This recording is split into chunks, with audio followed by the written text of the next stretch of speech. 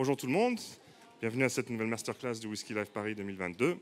Là, aujourd'hui, on va parler de deux distilleries en fait, parce que Marc Régnier, qui est avec nous, a fondé une distillerie de whisky, Waterford, en Irlande, et une distillerie de rhum à Grenade, Renegade. Et il va nous parler un peu des deux qui partagent un même tronc commun qui est le terroir. Marc, merci. Thank you very much. Et merci beaucoup pour avoir venu. Je vais essayer de parler en français, mais excusez-moi si ça ne marche pas. Terroir. Qu'est-ce que c'est terroir? Vous connaissez bien que c'est l'influence trois-dimensionnelle de sol, de microclimat et topographie. OK? Terroir. Sur la plante. Ce n'est pas un personnage, ce n'est pas une distillerie, ce n'est pas une ville, ce n'est pas un département. C'est l'effet sur la plante, soit la vigne, soit la canne à sucre, soit l'orge. OK, avant de continuer, s'il vous plaît, ajoutez une larme d'eau dans chaque verre, s'il te plaît. Pour faire sauter un peu les arômes. Okay? Je vais parler du terroir et je veux vous déguster en couple. Les deux rhums, l'un contre l'autre, et les deux whisky, l'un contre l'autre. Okay? Et évidemment, au nez, sentir pendant que je parle. Vous allez voir l'évolution en verre des saveurs naturelles du whisky. C'est évident, il ne faut pas le dire, mais c'est évident.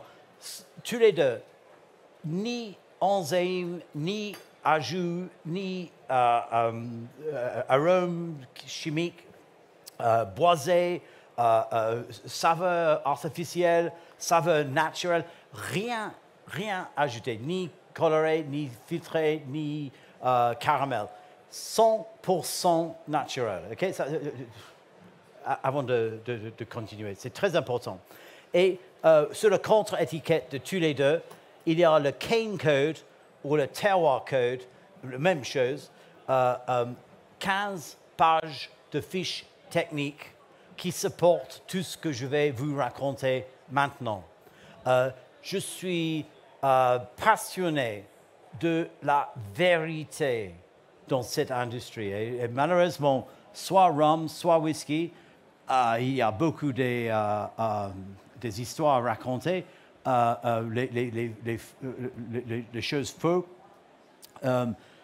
Pour moi, les ingrédients de whisky, c'est de l'orge, de l'eau et de la levure. C'est tout. Je mets les ingrédients là. La même chose ici. Il n'y a pas beaucoup qui osent le faire. Moi, je le fais parce que je sais. C'est absolument 100% naturel. Je cherche les saveurs naturelles. C'est tout ce qui m'intéresse. Au début, la première partie de ma vie, j'ai travaillé dans le vin. Mon grand-père était importateur de vin français et j'ai pris la suite. J'ai travaillé surtout dans les vins d'Alsace et les vins de Bourgogne. Et j'étais là pendant les années 80-90, une période de renaissance, de redécouverte des aspects de terroir.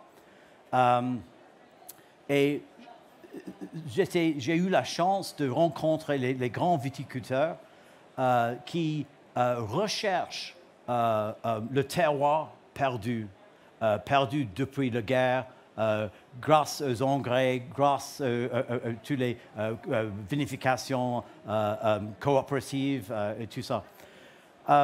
Et les choses qui m'ont pris beaucoup, c'était fermentation à foie, l'intégration de chêne, biodynamie. Et ce sont des choses qui ont beaucoup m'impressionné pendant cette période-là. En même temps, les single malt a démarré dans les années 82, 83, 84. Et petit par petit, j'ai découvert single malt et j'ai imaginé, j'ai vu la façon de fabrication et j'étais un peu déçu par rapport au vin. Et donc, j'ai décidé de voir si je peux amener ce côté viticole à distillation, c'est-à-dire le concept de terroir. Est-ce que ça marche pour les vignes? Tout le monde est d'accord. Est-ce que c'est possible avec l'orge? Now, l'orge. Pourquoi l'orge? L'orge, pour les whisky pure malt, single malt, c'est le céréale le plus complexe du tout. En effet, après nos études, nous avons découvert qu'il y a plus de 2000 saveurs naturelles. 2000. Et 60% sont influencés par le terroir. Now, c'est dingue, mais même les Français n'ont jamais fait des études sur terroir. C'était le premier travail sur le terroir. Et donc, avec toutes ces saveurs naturelles, pourquoi ajouter des autres? Il y a déjà 2000. Donc, à Bruichladdich, que j'ai lancé en 2000, j'ai mis en place quelques essais sur terroir, sur l'orge. Et le premier printemps, le premier Noël, j'ai invité les 10 fermiers et je lui donne chacun son alcool distillé de son propre l'orge. Et c'était évident à ce moment-là que cette idée de transférence de terroir de vignoble aux fermes écossaises, il marche.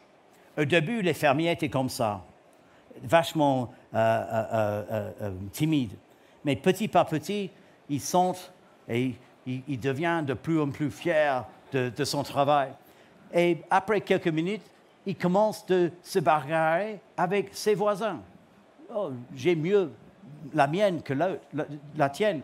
Ou, pourquoi la tienne est différente à la mienne? Peut-être c'est plus sablonneux ou tu étais, je suis plus caillouteux ici. Et petit par petit, ces fermiers écossais, vous savez, ce sont des mecs assez... ils commencent de discuter entre eux ce concept de terroir. J'étais convaincu. Le problème à Bruichladdich, j'ai pas les logistiques, je n'ai pas eu les moyens de faire une propre recherche. Je n'ai pas eu même la volonté de mes collègues. C'était quelque chose un peu hors du norme, un peu Londres. Donc c'était difficile. Mais en 2012, Rémy Cointreau a racheté Bruichladdich et j'ai décidé de faire quelque chose de différent. Et je me souviens d'un ancien ingénieur, Duncan McGilvray, un homme fabuleux. Et il m'a raconté une fois cette histoire qu'après 40 ans à Bruichladdich, le meilleur l'orge qu'il a jamais vu dans sa vie, c'était de l'orge irlandais. Donc, je m'adresse en Irlande. C'est à peu près 35 km d'Islay au sud. Et en effet, 240 km au sud se trouve Waterford, une ville viking sur la côte sud d'Irlande. Nous sommes la même latitude que Cambridge. C'est une température, c'est ensoleillé, c'est plus chaud, c'est un météo maritime. Il y a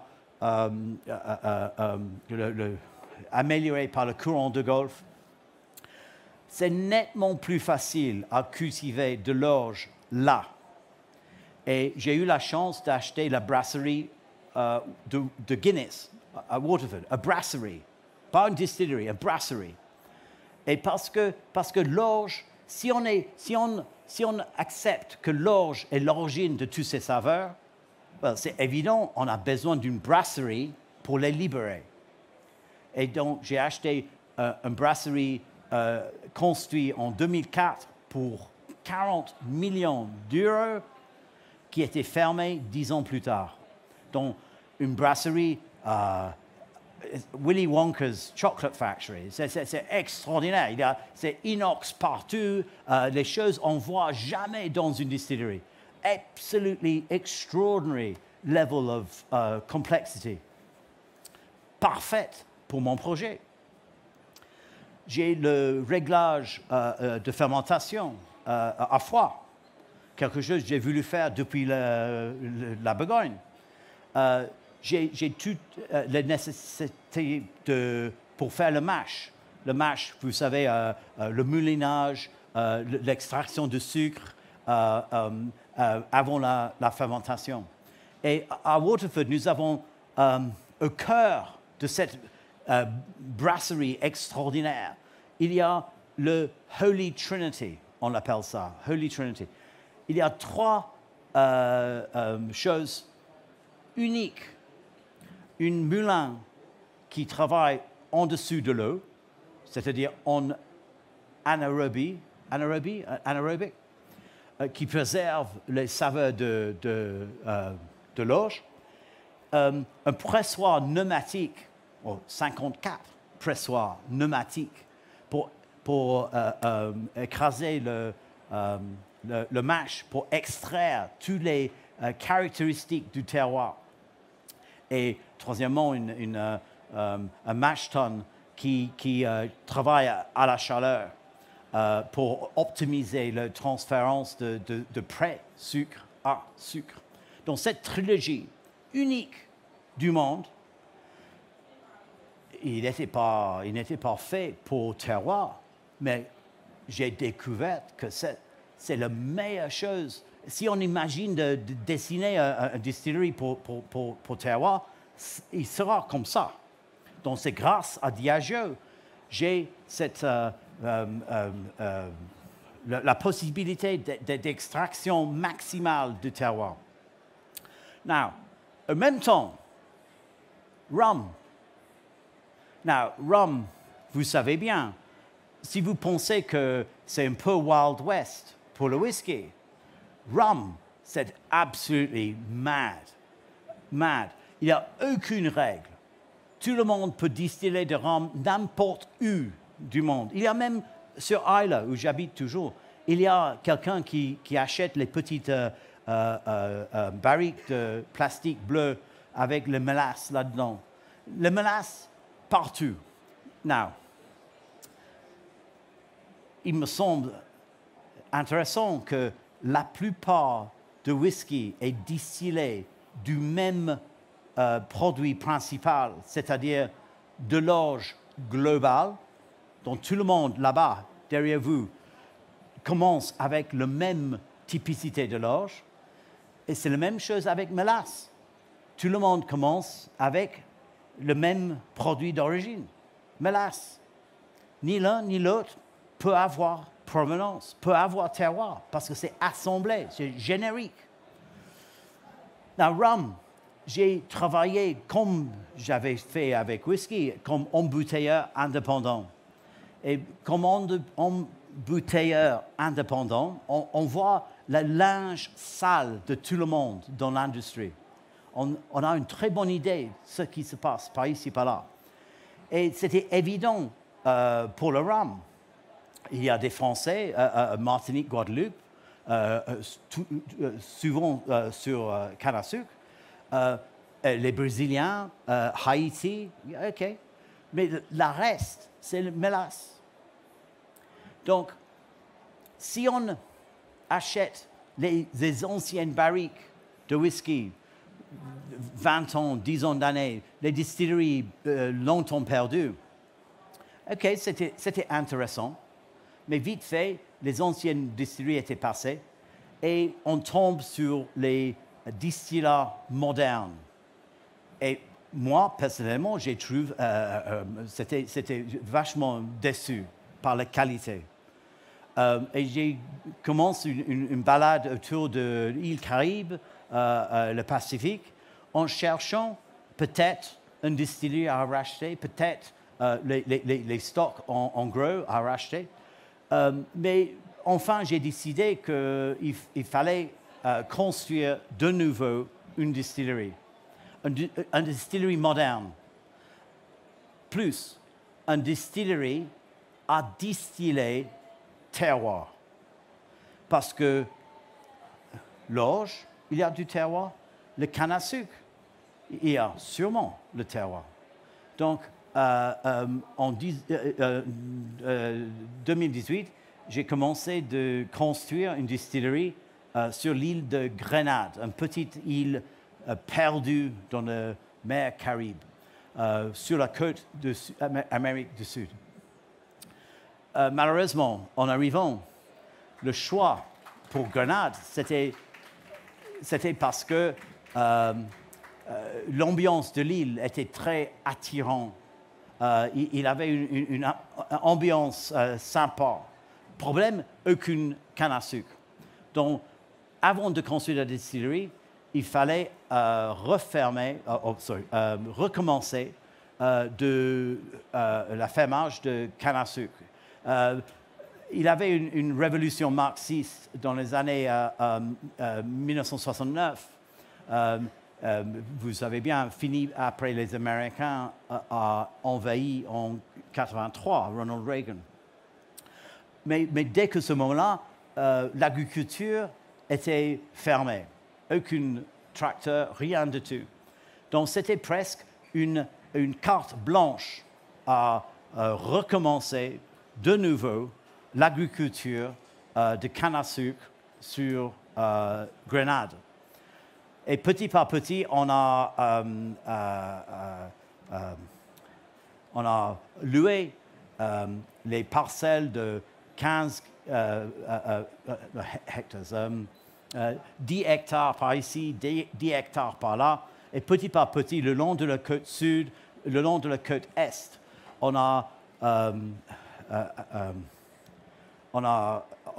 maintenant presque 200 hectares de canne à sucre. La canne soi-même, on a sélectionné de l'Institut de recherche en Barbade, et nous avons sélectionné 8 variétés, mais maintenant, on a laissé tomber 5, on reste avec 3.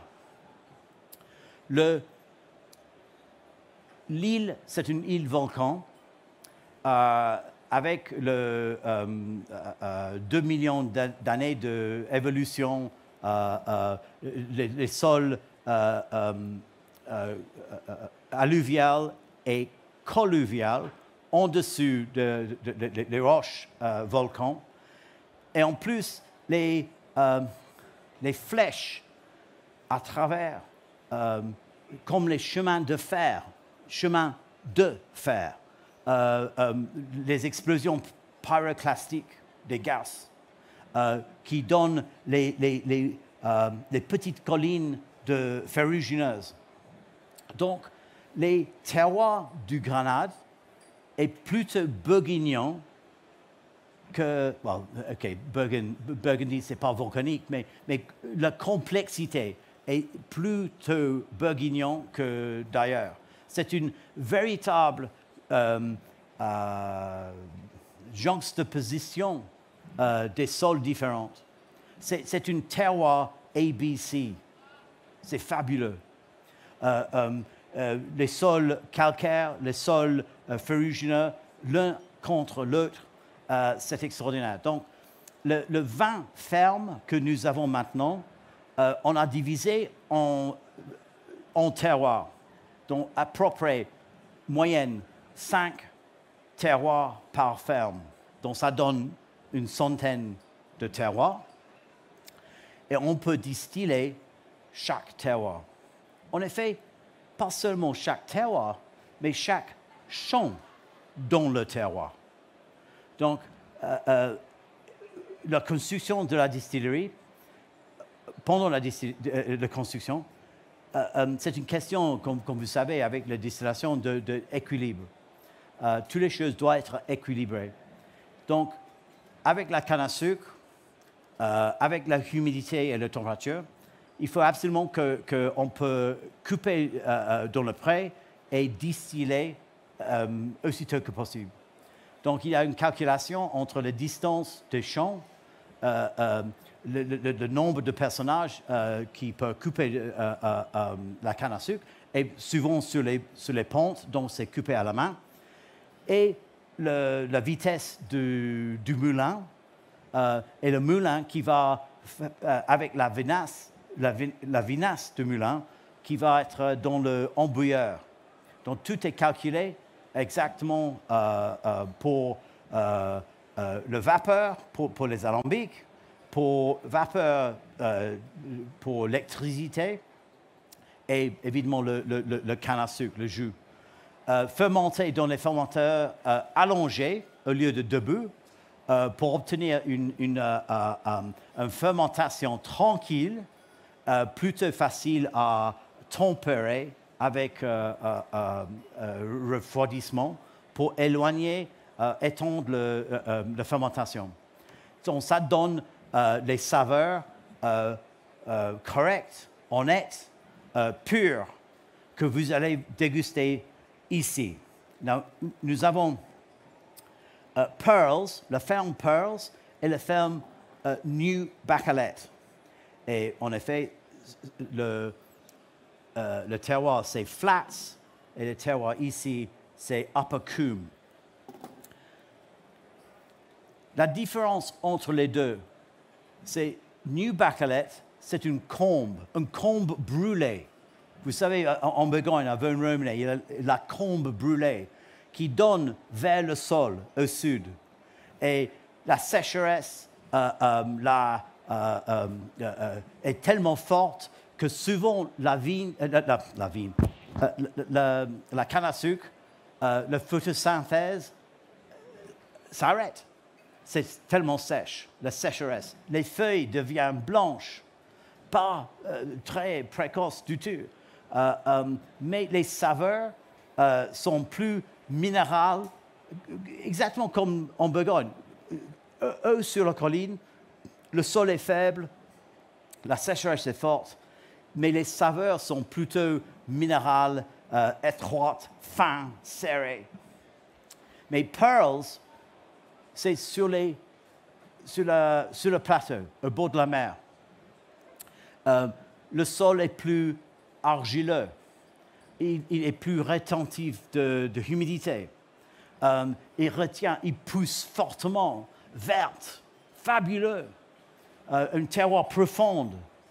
C'est idéal pour la plante, mais les saveurs sont plus rondes, plus gras, plus lourdes, plus feuilleteuilles par rapport à New Bacalet. Donc, la comparaison ici, c'est une comparaison facile entre nervosité et gras, lourd, feuilleteuil avec le cigare. Ça, c'est la différence à montrer là.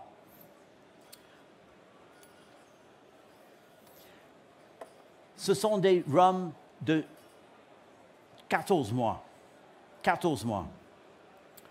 Donc, à la stand là-bas, nous avons l'alcool, le même alcool avant barrique et l'alcool après 14 mois.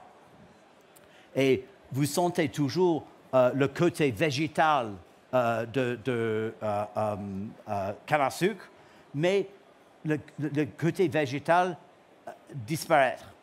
Et dans un an, le côté végétal a fondu, a nettement fondu. Ça, c'est la deuxième étape dans ce projet. La première étape, le premier distillat, on appelle pre-cask. Pas rhum agricole, pas clarin, parce que c'est distillé à l'écossaise. 2 fois distillé dans les pot stills à 80 degrés, donc assez costaud. Par rapport à rhum agricole sur une alambic charentais ou à Cologne. Ces deux-là sont distillés pour être vieilli. Ce n'est pas notre intention de comparer avec un rhum agricole à boire en blanc. Il y a des gens qui le fassent. C'est à vieillir. Ça, c'est pourquoi il s'appelle pre-cask, parce que c'est destiné d'être un vieilli en barrique.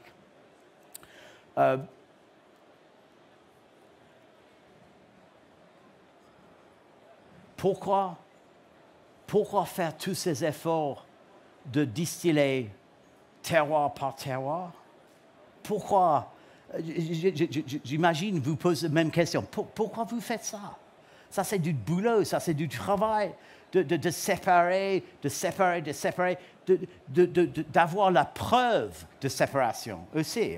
Parce que ce n'est pas seulement mon parole. Je crois personne dehors dans ce métier. Les gens racontent des histoires. Pour moi, la preuve, c'est le Cane Code, où il y a tous les détails qui avoient ce que je dis. C'est très important parce que c'est le manque de clarité, le manque de transparence dans tous les deux, les métiers. Je trouve presque un problème existentiel. Donc pour moi, et c'est marqué sur les bouteilles, au fond, terroir, traceable, transparent. Pour moi, ça c'est mon credo. Il faut que je peux vous offrir la preuve de tout ce que je veux dire. Quel est le but? Quel est le but? Terroir par terroir. Pourquoi? Parce que je les mains. C'est une idée que j'ai piquée, j'ai volé 2 fois. Soit les grands vins de Bordeaux, soit un monsieur qui s'appelle Rémy Krug. Une visite que j'ai faite il y a une trentaine d'années à Reims. J'ai visité Rémy Krug. Il était en train de préparer la grande cuvée de Krug, un vin que j'adore. Et dans son laboratoire, il avait une 50aine des échantillons. Les échantillons de Buzet, Abonnay, Vertus, tous les terroirs, tous les villages le long de Vallée de Marne, de montagne de Blanc à Champagne. Et j'étais étonné de voir la complexité devant lui. Il m'a tiré par le bras. Il a dit, Marc, it's simple, c'est simple. Pour le millésimé, c'est le bon Dieu qui décide.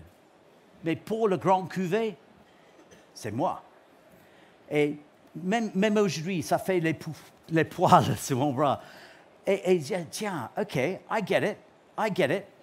C'est à lui d'assembler les terroirs différents, les caractéristiques différentes, ensemble pour faire la meilleure complexité possible. Et c'est ça que je fais chez Waterford et Renegade. Ça, c'est le même esprit. Il faut avoir les terroirs pour assembler. Now, la différence, les gens, c'est la même chose que tout le reste. Ils assemblent. Oui, mais ils assemblent la même chose. Soit le mélasse, soit l'orge global. C'est les mêmes choses qu'ils assemblent. Mais avec terroir, vous avez, OK, les mêmes saveurs naturelles, mais dans les conditions différentes, les intensités différentes. Ce sont des whiskies différents, les rhums différents en ensemble, distillés de la même façon, mais la matière principale est différente. Et comme ça, on peut faire quelque chose de plus complexe que les ingrédients. Ça, c'est l'esprit. Donc, Pour Renegade, nous arrivons aux deuxième étape. On appelle ça étude, a study, a focus, a spotlight, a lumière sur une ferme, un terroir, un pré. Et on peut... c'est surtout pour partager avec vous le long de ce voyage de découverte que nous avons fait depuis 2016. Donc, première étape, pre-casque. Deuxième étape, étude. Troisième étape, l'année prochaine, on commence de faire les cuvées, assemblage. En première place, une ferme. Nous avons une ferme, nous avons à peu près 4-5 terroirs là-dedans. 2 fois distillation. Distillation en alambic et distillation à colonne. Chaque terroir distillé 2 fois. Donc, une centaine de terroirs, 2 fois distillés, donc 200 variables. Vous suivez, nous avons les ingrédients dans notre cuisine impressionnants à assembler. Donc, le premier assemblage, le premier moment de créativité sera l'année prochaine. On appelle ça montage. On va assembler les ingrédients disponibles, 4-5 variétés, 2 fois de distillation, à peu près 5 terroirs, dans un seul ferme. Ça, c'est le premier essai. Et dans 2024, on va assembler entièrement les vingtaines de fermes. Et le but principal, c'était toujours de voir si je peux créer le rhum le plus complexe du tout. Le rhum avec les mêmes complexités de single malt. Ça, c'est la question que j'ai posée moi-même. Et en 2 ans, on aura la réponse. Et j'espère de partager avec vous. Le même esprit de Rémy Krug et, j'ai dit, les grands vins de Bordeaux. Vous avez vu sûrement les grands vins de Bordeaux, les grands vins, je ne parle pas de grands crus, les grands vins de Bordeaux. On voit ça sur l'étiquette, par exemple, de Château-Latour. Château-Latour, vous connaissez, il a le Tour, Château-Latour, mais en première place, grand vin de. Et tout le monde pense que ça c'est, ils agrandissent. Great wine. Non, grand, big wine. Big wine parce que c'est assemblé de 40 petits vins. Les vins de 5 cépages autour du domaine, cultivés à part, ramassés à part, vinifiés à part, mis en barrique à part. Et 18 mois plus tard, assemblés pour faire le grand vin. C'est la même idée, la même expression. Donc, j'accepte, ce n'est pas original. Ce n'est pas original, cette idée d'assembler pour faire quelque chose où l'entière est plus complexe que seulement les ingrédients. Pour le whisky, la même chose. OK. Encore, terroir. Vous avez devant vous 2 terroirs différents. La vers à droite, c'est Fennis Court, et la vers à gauche, c'est Ballybannon. 2 fermes, 20 km à part, la tourbe irlandaise entre les deux, et ils sont distillés exactement la même. Exactement la même. Maltais, distillé, fermenté, mis en barrique, mis en bouteille, la même. Et La preuve est là. Le seul point de différence, le seul point, c'est l'origine de l'orge. Soit Fennis Court, soit Ballybannon. OK? Donc, la question simple à vous poser, si on aime la tourbe ou on n'aime pas, ça c'est autre chose, mais est-ce que c'est le même? Parce qu'ils sont distillés le même. Et apparemment, selon l'industrie de whisky, terroir n'existe pas dans le whisky. Mais devant vous, j'espère, comme moi, vous apercevez une nuance de différence. C'est vrai? Oui? Non? Oui? C'est un miracle. C'est un miracle. Terroir existe dans le whisky. C'est un miracle. Parce que Diageo, Pernod, tout le monde dit non, non, non, non.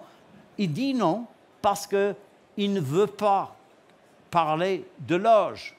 Il ne veut pas parler de l'orge parce que de l'orge vient de l'Ukraine, d'Australie, d'Angleterre et jamais l'Écosse.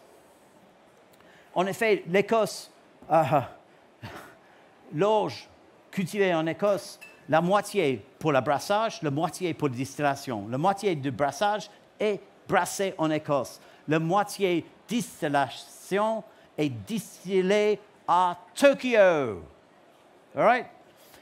Il n'y a presque rien cultivé en Écosse. À Brooklady, on a insisté de distiller en Écosse. Mais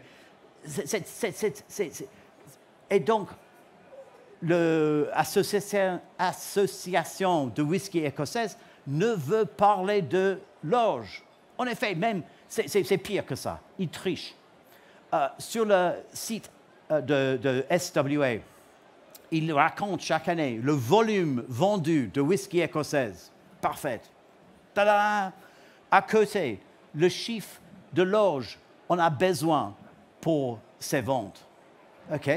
Et troisièmement, un miracle, exactement le même volume de l'orge écossaise.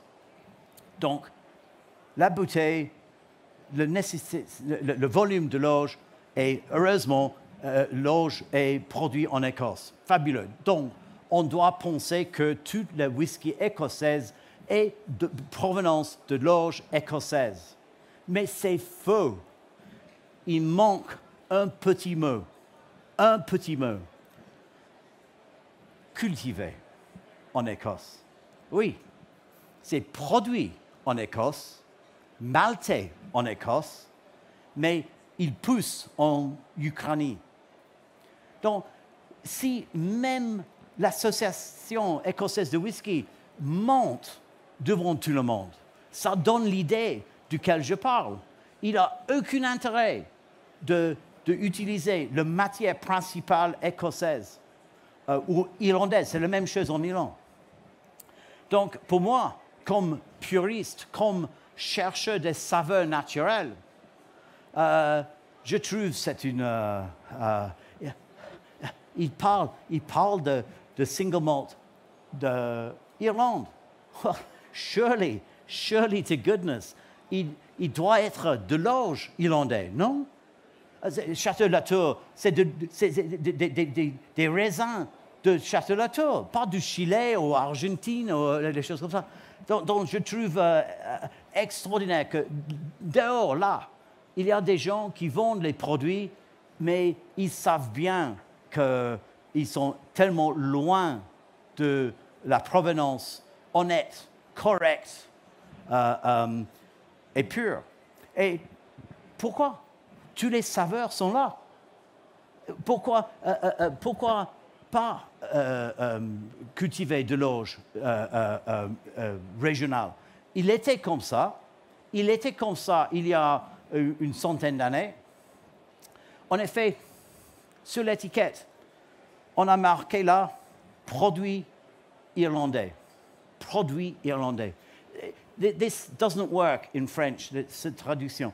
Parce qu'en anglais, il y a deux mots avec une lettre de différence entre produit et product.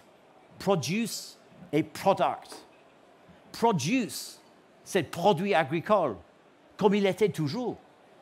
Product, ça veut dire quelque chose manufacturé. Comme une voiture, on emmène toutes les parties, on assemble et on renvoie. Well, regarde à l'extérieur, product de, jamais produit. Une petite chose, mais quelque chose pour moi qui est très important. Les ingrédients, levure, l'eau, l'orge. Je marque là les ingrédients. J'ose le mettre parce que je sais que c'est que l'eau, l'orge et levure. Et la même chose ici avec la canne à sucre. Donc je trouve, pour tous les deux, en conclusion, tous les deux, il y a un manque de transparence. Il y a un manque de véracité. Et je comprends pourquoi. OK, j'accepte pourquoi. Mais il ne faut pas que nous acceptons, tout le monde, la même chose. C'est possible d'aller sur une marche de terroir, une marche de saveur naturelle. Il ne faut pas caraméliser et sucrer et tout ça. Il ne faut pas. Si on travaille bien dès que début, on peut le faire. Et donc, j'espère que cette petite séance de terroir ouvre un peu les yeux pour tout le monde sur les possibilités. Les possibilités qu'on doit regagner la distillation, la production, regagner et redécouvrir les origines agricoles. Au lieu de cette manufacture industrielle qui est devenue soit le distillat de grandes commodités pour être assemblées par des autres ou distillé pour le blending, mais de faire des choses honnêtes et correctes. Ça, c'est mon travail. Je n'ai pas fini. Je suis en plein milieu. Mais j'espère, petit par petit, de vous montrer, de partager avec vous les résultats de mon travail. On a une porte ouverte. Tout le monde est bienvenu. On partage toutes les découvertes que nous avons, nos failures et nos successes, tous les deux. Mais je pense que dans ce métier, il y a maintenant une crise existentielle et le développement en même temps, une nouvelle partie, moi personnellement j'appelle les distillateurs internationaux, les distilleurs propriétaires, les passionnés qui travaillent dans une façon tout à fait l'opposé que la grande industrie qui domine notre marché. Donc, pour finir, si vous avez des questions à poser, je crois que nous avons deux minutes. S'il y a des questions, oui, monsieur. Attendez, j'arrive.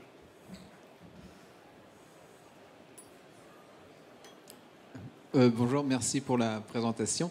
J'avais une question. Vous avez évoqué effectivement que une grosse partie de l'orge provenait d'Ukraine. Actuellement, est-ce qu'il y a un problème d'approvisionnement pour les distillateurs écossais? Yeah, imagine. Oui. Oh, what a surprise. Yeah. On distille de l'orge une partie en biodynamie. Et mon comptable, il toujours me hurlait, il dit « Oh, c'est trop cher, c'est trop cher. » Grosso modo, 400 € par tonne, OK? Et l'orge traditionnelle, ou normale, ou régénérative, comme vous voulez, la moitié, 200. Et le prix, c'est le marché à Crégy, au nord de Paris, pour européenne. Le prix est là, ici en France. 400 euros, 200 euros, normalement. Mais cette année, bon, le même. Ça ne change pas. Pas d'engrais, pas de gasoil, pas de... Mais normalement, il y a des engrais, le pesticide, l'insecticide qui achète. Donc maintenant, la même. Ça donne une idée. Mais l'autre part, je cultive de l'orge irlandais, mais le prix à Paris. Donc, je dois payer le prix européen pour l'orge dans mon jardin. Donc c'est un peu comme ça. Okay? Anybody else? Anybody else? Une dernière. No? Okay. Oh, yeah.